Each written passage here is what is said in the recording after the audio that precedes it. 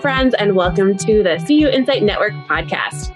My name is Lauren Culp. I'm the publisher and CEO at CUInsight.com, and it's my job on this show to have conversations with all of the thought leaders who support the credit union community. We get to identify issues that affect credit unions and together have a discussion on some best practices so that we can all learn from one another and improve our credit unions. My guest on today's show is Taylor Wells, the Experience Director at On the Mark Strategies. Let's jump right into the conversation. Taylor, welcome to the show. Hey, Lauren, thanks very much. Glad to be here. And thanks to you and to everyone there at the CUInsight team for all the awesome work y'all do. Awesome. Well, I'm really excited to get to chat with you today, but I'd like to start with a little bit of background on you. Most of us didn't really grow up thinking that someday we would get to work with credit unions. And so I'm curious, what did you want to be growing up? Yeah, it's a great question. It is fairly disconnected from working with credit unions. I actually grew up in Midland, Texas, and attended a lot of minor league baseball games when I was a kid, still do. But growing up, I wanted to be a baseball player more than anything. And it became pretty apparent pretty quickly that I had a passion for the game, but maybe not the skills for the game required at the professional get paid for it kind of level. So I grew up thinking I'd be a baseball player. I love what I do now, but I've got baseball in my blood. So I thought I would be a baseball player growing up. I love that. Do you get any rec baseball in these days? Yeah, a little bit of rec baseball, some co-ed softball. I actually have coached my younger daughter's softball team. I have since they were for T-ballers. So years and years, I'm able to stay involved on the coaching side, which is, kind of playing vicariously through your kid, I guess. Definitely. All right. So from baseball to credit unions, what was the inspiration to take the gig then as the Experience Director at On the Mark Strategies? Right. Well, when the baseball thing didn't pan out, and that was pretty quick into my early teenage years, and then, of course, went through high school and into college, I really kind of fell in love with journalism and broadcast journalism and worked for a while in radio doing broadcast news and sports. But my professional aspirations after that really came more into the marketing and branding side of things. So for a number of years, I worked in my first credit union in San Angelo, Texas, way back in the mid-'90s, and then actually came to work at what was then Dallas Postal Credit Union in the late 90s with Mark Arnold as his marketing assistant. And we took the credit union through a name change, logo change, brand change, just about every kind of change you can go through into what is now Neighborhood Credit Union. Worked there for a couple of years, spent a number of years after that at other credit unions of various sizes across Texas in marketing and branding roles. But bringing it back around to my current role here as Experience Director with On the Mark Strategies, it's been a little over 10 years ago that I have been with the company. The company was growing rapidly, and I was able to reconnect with Mark. He was looking for someone to help him continue to grow the company. So it was 10 years ago, last October, that he made the call, and I was looking for a career change, and he was looking to grow his team. And it just worked out very, very naturally for both of us to kind of come back together and get the band back together, so to speak. That is amazing. I love to hear that. It's always great to work with someone you know and have worked well with before. Well, let's say that you are at a conference, and these days it sounds like we might even get to go to more of them than we have the last couple of years, but maybe you and I will run into one another at one soon. But what's an elevator pitch you would give somebody at a conference on what On the Mark Strategies is and where you add value to credit unions? Yeah, it's a cool question. And we ask ourselves that very question, what is our brand identity? What makes us different, unique, and special? And we really feel that as a team, we guide credit unions. You can say partner with, that kind of thing. But we really feel like we help guide credit unions. We come alongside them and help them with things like their strategy, their strategic planning, their branding, their member experience, organizational health, things like that. Ultimately, so credit unions can succeed. One of the really cool things about our team at On the Mark Strategies is we've got a ton of people with years and years of credit union experience. If you cut us, we'll bleed credit union blood. We truly believe in this industry and how vital it is for consumers in America today. So we're very much into helping credit unions thrive and succeed in this competitive environment. And another way that we like to differentiate is by our values. And we have some internal core values that are very important to us. We call ours the 3 E's. We're all about engaging with credit unions when we're working with them on whatever project it is, if it's branding or member experience. We're very big on the education portion, obviously, and making sure staff understands what they're learning, what we're talking about. But a really important part of that mix is the 30, and that's entertain. We think one of the best ways that people learn new information is when they're having fun at the same time. So far from being, stodgy, professorial type folks that show up and just speak from the mountaintop, we try and entertain, we try and have fun, slip the knowledge and information in that way, because again, we really believe that people learn best when they're laid back and having a good time. I could not agree with you more. That is such a great philosophy to have.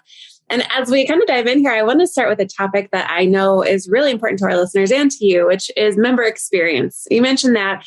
I wonder if you could share how on the mark strategies can really support credit unions with ensuring maybe what you call a customized, authentic, and consistent member experience and even employee experience. Yeah, that's a vital question for credit unions in this day and age, the overall member experience. And that's something that I certainly specialize in my role, and we all do, but in working with credit unions on their member experience, or what you might call in the larger retail world, the consumer experience. But for credit unions, the member experience, we come alongside credit unions and help them identify what their member experience actually is. And that's sometimes quite a surprise to credit unions when, the data is revealed. We do a lot of work on surveys of the board, of members, of staff, some demographic work, all kinds of questions to get a feel for what the actual, member experience is. What is it like when a member walks into one of your physical branch locations? What's it like when they call? What's it like in the drive-thru? What's it like on chat?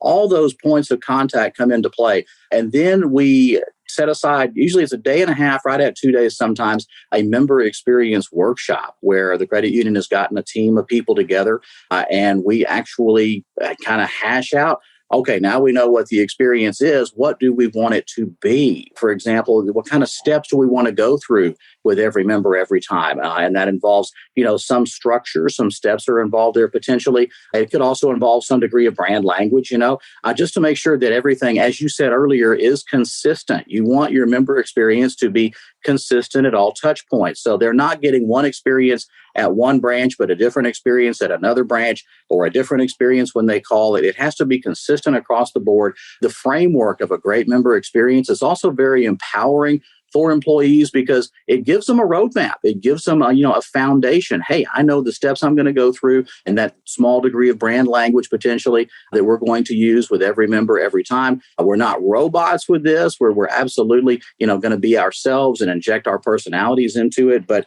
again, having that customized and very authentic to your brand and consistent member experience is critical if credit unions are going to stand out, if they're going to differentiate, and ultimately, if they're going to give their consumers, their members, a reason to choose them.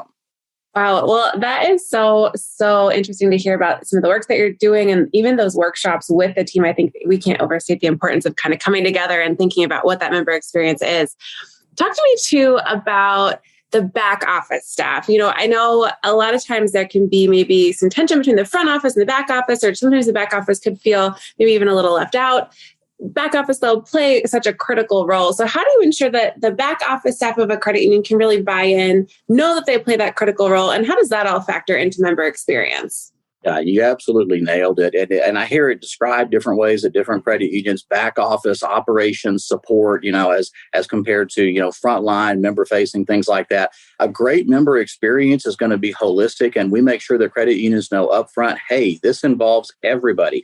Your member experience really doesn't care which branch you work at, what your official title is. The member experience is for everyone from the CEO on out. And you're correct. At a number of credit unions, there is kind of a disconnect there between the role that back office support people play and the more member-facing teammates play. And one of the things that we really focus on and concentrate on with member experience training is that those back office folks fully understand, hey, this is for me. This is every bit for me to learn and to live as it is my member-facing teammates.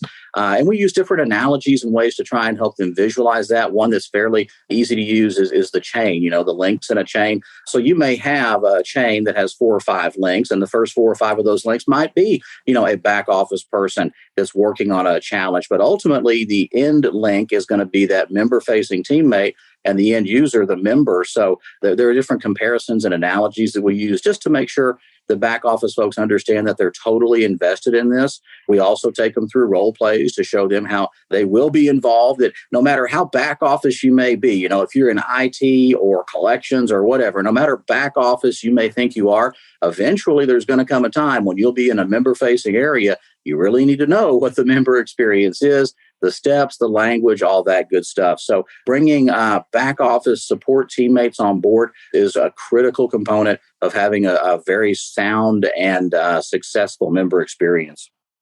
That is such great information. And I'd love to touch a bit more too on the employee side and the challenges that a lot of credit unions are facing around hiring and retention right now, the importance of your people. And I'm curious what opportunities you see for credit unions in the employee hiring, growth, and retention side. That's a very vital question as well, and also topical. I spend a lot of time on site with credit unions, and when I'm not going through the trainings with employees, I'll spend time, during lunches or on breaks and visiting with key folks at credit unions, like the folks in HR that are going through the hiring, the folks in training, the folks in marketing. And pretty much every single credit union that I have worked with the last couple of 2 or 3 years with the economic challenges we're going through, they've mentioned, hiring being a challenge as well as growth and retention. So some key things that I visit with folks about and some information that I try to share is I think credit unions have to look outside of just the traditional areas that we have searched for employees in the past. And there's a lot of sharing and swapping of employees from credit union, and to use the B word, banks, coming in from banks. It's terrific that you have folks that have those skill sets, but what credit unions have to do is be more open to looking outside the world of financial institutions into a larger retail world where you might have some awesome people with great outgoing personalities that can totally connect with other folks, in this case, members and teammates. I would much rather, and you've heard this before, you hire for attitude and then train for skills. I would love to have someone that, comes on board with that awesome, outgoing, gregarious personality that buys into this member experience that we talked about earlier. And we can train them to do anything, right? We can train them to balance the drawer at the end of the day or whatever the function is, but hiring for attitude is so important.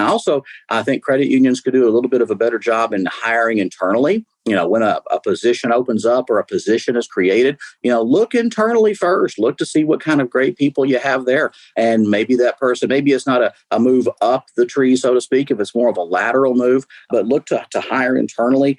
And a big part of what you mentioned, retention, I think comes from a stronger retention comes from every credit union looking at their employee recognition, really from a generational perspective. There are certain things that motivate people generationally. Myself, like a Gen Xer and baby boomers, certainly a bit more motivated by traditional things like, pay increases and things like that. Younger workers, millennials and Gen Z, as more and more of those come online, they're motivated by different things in the workplace environment, praise and recognition and opportunities to move up and advance. So I think if credit unions, as far as retention goes, we talk a lot about wanting to earn and keep awesome members. We also have to have the same philosophy about staff. We want to earn and keep awesome teammates. And certainly, turnover costs are high. When you have great retention, that helps with the turnover costs and in training time. But I think credit unions just have to look at it from a generational perspective and what motivates people of different generations,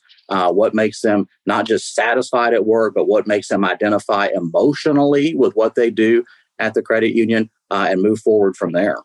Thanks for those insights. I know that everybody listening today is going to find a lot of value in that, and our people are so important.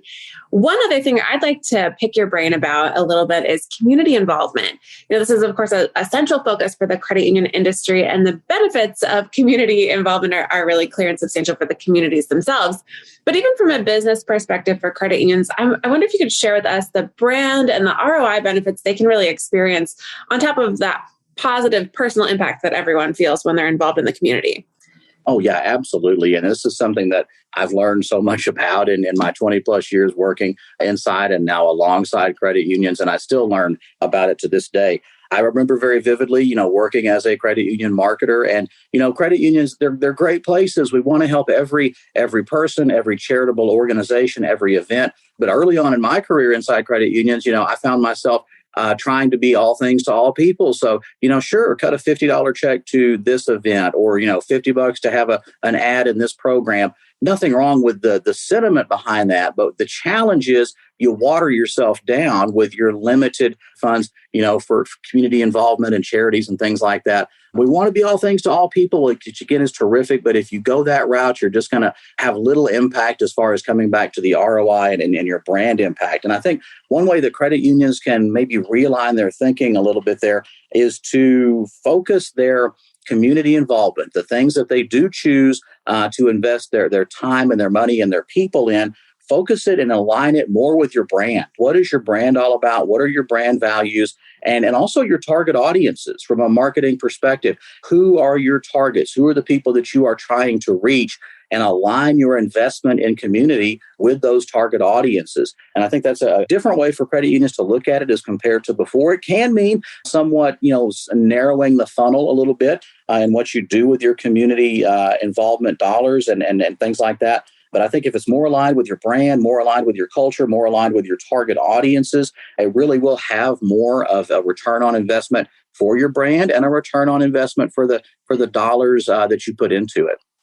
Thanks for that insight. That the idea of not watering down that investment is so critical. I have not heard it put that way before, and I love that. As we kind of look at the future too, I know On the Mark Strategies is a really innovative company. And from your perspective as a leader, we've seen so much disruption in financial services over the last few years. What overall trends are you seeing for maybe the future of financial services? And where is your focus at On the Mark Strategies when it comes to innovating to meet some of these upcoming challenges? That's a terrific question. And I get that from credit unions on site all the time. I think there are four key things. Now, obviously, there's a ton of them, but if I was to try and narrow it down to say four key things, credit unions, especially in the last 3 years with the pandemic and the economic challenges, they're looking more and more at maybe changing up how they do strategic planning just a little bit. And having a realistic and actionable strategic plan that really will benefit the credit union. The strategic plan is certainly no longer something that, we just get together over a weekend retreat and we make a glorified to-do list and then it sits in a desk drawer for a year. Credit unions, I think, now are looking more and more for what I would call realistic and actionable strategic plans.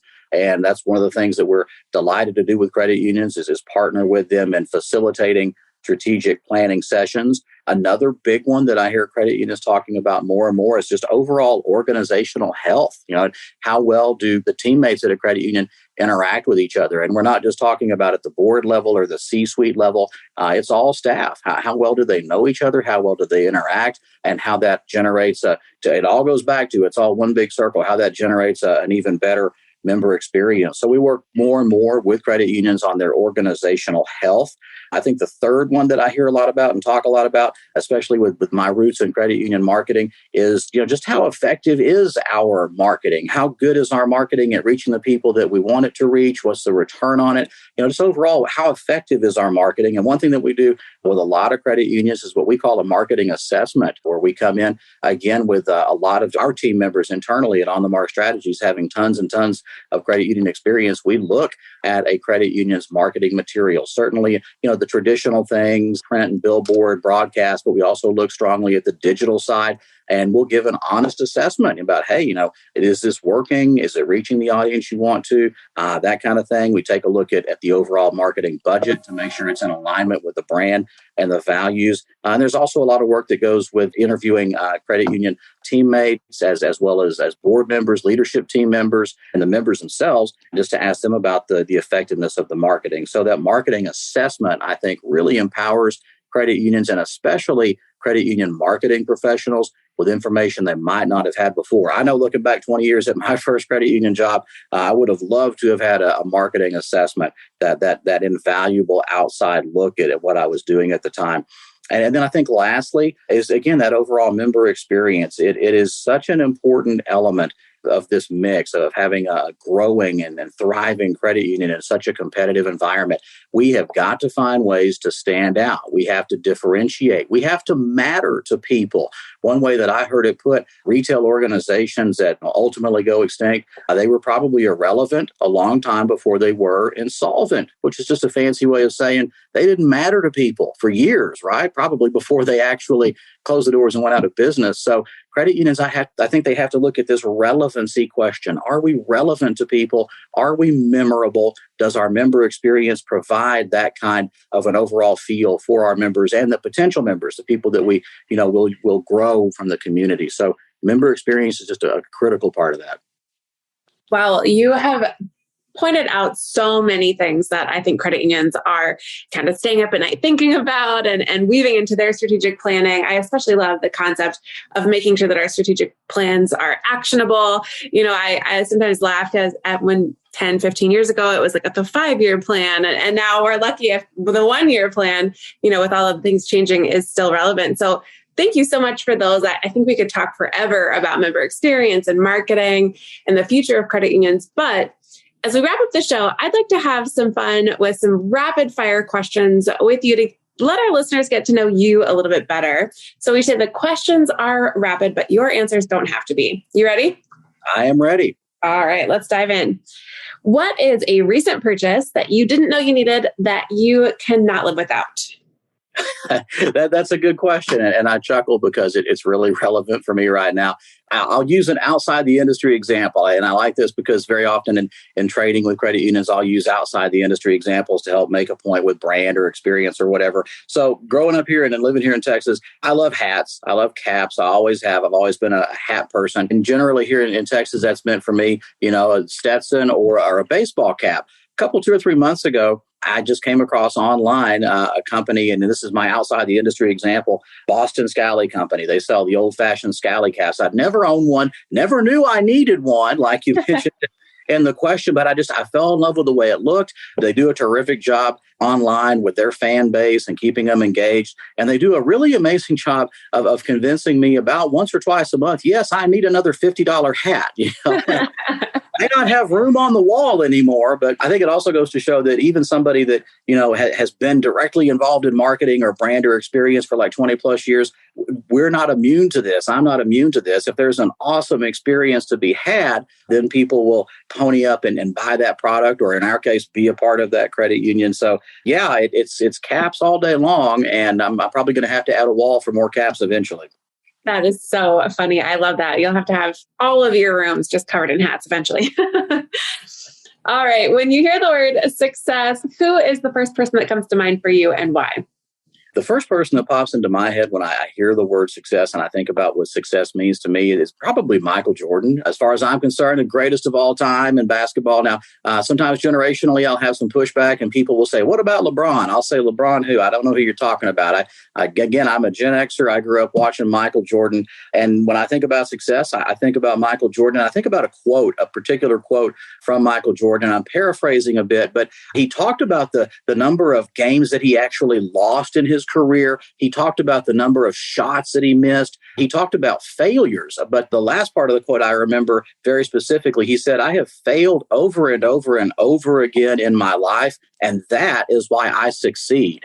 And I just love that approach to looking at success. It's one of those kind of like a 180 flip from what I thought about success. Really, I have to fail over and over and over again, and that's why I succeed. But yeah, I think that ultimately, when I look back at my career, I've learned more from those failures, from the successes. And the successes are great. I mean, those are you work hard for them, you earn them. But I have learned more from my failures as well and grown and evolved from them. So I love Jordan as an example of success, in particular to that quote from him.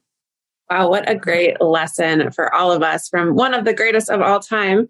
I love that. All right, random question for you. What are you listening to most these days? Is it music? Is it podcasts? Is it on Spotify? What is it? I do listen to a few podcasts. It's primarily music. I'm a music lover. My tastes are all over the board. And I kind of change seasonally. So it's a good question. We're moving into spring. Things are warming up. For some reason, this spring has felt like 70s hard rock to me. I can't tell you why. It's just something that happens. So if it's something I've already downloaded or, Apple Music, I'm doing a lot of 70s hard rock now. I don't know, Bad Company, Deep Purple, some old Aerosmith. It just feels like spring music to me for some reason. Wonderful. I love that. All right. Any books that you have gifted or you think just everyone should read? Yeah. Just recently, I really did a deep dive into a book. It's called The Happiness Advantage. Author is Sean, I believe his last name is pronounced Acker. It's spelled Achor, but The Happiness Advantage. It's all about funneling, from pessimism to positivity and how that can fuel you professionally and personally. And I'm a big believer in an overlap there. Generally, what benefits you on the personal side is going to benefit you on the professional side. I always try and read something on the professional development side, like a book like that, The Happiness Advantage. So I strongly recommend that. But at the same time, I'm reading, personally as well. So if I was to add another to the list, I would say if you have not read Lonesome Dove by Larry McMurtry, you've got to get a copy of Lonesome Dove. It's not only the greatest Western ever written, I believe it's the greatest American novel ever written. Wow. Well, I love even from the Happiness Advantage side, that really comes full circle in your comments earlier about hiring for attitude. So really, really great. We will link to both of those books here for all of our listeners today in the show notes. The calendar is empty. What do you do to unwind outside of work? Oh, I love it. The calendar is empty. Those are great days, right? So the calendar is empty. What do I do to unwind outside of work? Obviously, time with my wife and my children is absolutely precious to me, especially as my kids get older every year. I want to make sure that I'm squeezing in as much time with them as I possibly can. It also probably involves a whole lot of Braves baseball. I'm a huge Atlanta Braves fan, have been for 30 plus years now. So I'm really jazzed up about my defending world champion Atlanta Braves. I love to fish. So when I can get out and go fishing, and I guess one of my guilty pleasures, my vice, is I do enjoy a good cigar. So you know what, if I can combine listening to the Braves on the radio with a cigar and maybe fishing at the same time, that'd be the perfect way for me to unwind right there. Amazing. We'll have to hook you up with John Pettit, our managing editor, who's also a big Braves fan. If you're ever in the South Carolina area, I'm sure he'd love to watch a game with you. Well, we are going to link to everything we talked about today in the show notes. But my last question for you today is, do you have any final thoughts you'd like to share or final asks of our listeners? Yeah, thanks, Lauren. That is, again, a terrific way to kind of wrap this up. I guess I would ask a question of the listeners today. And the question I would ask is this: do you, if you're sitting there and you're a credit union professional, do you really know what your members think about your credit union? Do you really know what the experience is like for them?